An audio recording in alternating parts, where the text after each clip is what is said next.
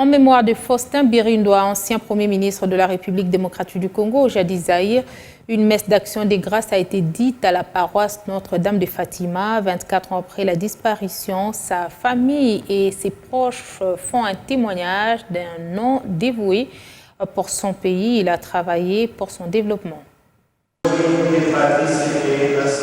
Prière et action de grâce pour la famille Birindoa.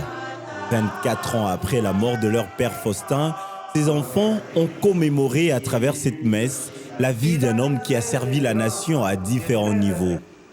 Il reste de cet homme d'État, comme pour ses compagnons de lutte, l'idéalisme et non l'opportunisme qui a conduit leur engagement politique. Avec orgueil et fierté, je peux vous dire que notre père était un grand homme. Un homme qui, avec ses idéaux de liberté et de démocratie, il a consacré sa vie à son pays. Ceux qui l'ont connu savent à quel point il était honnête et désintéressé. Ceux qui croyaient qu'il s'était enrichi sur le dos du peuple avaient tort. Malheureusement, certains ont même tenté de le dénigrer.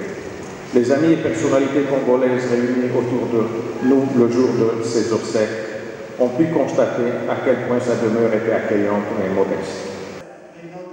Membre du groupe des 13 parlementaires, les proches de Faustin Birindoa ainsi que des connaissances ont rendu un témoignage vibrant à cet ancien Premier ministre.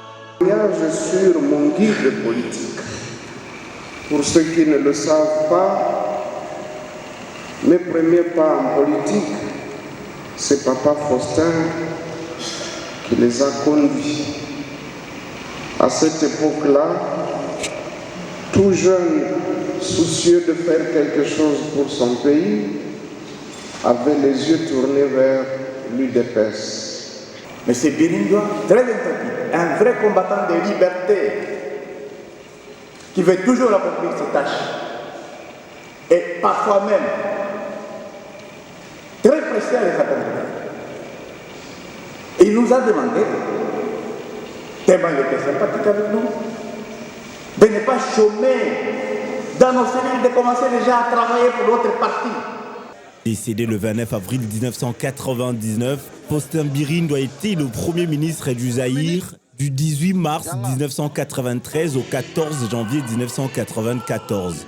Pour ses proches, il est resté célèbre pour son élevage des vipères du Gabon ainsi que de diverses espèces de couleuvres, d'où le surnom de la couleuvre de Centrafrique.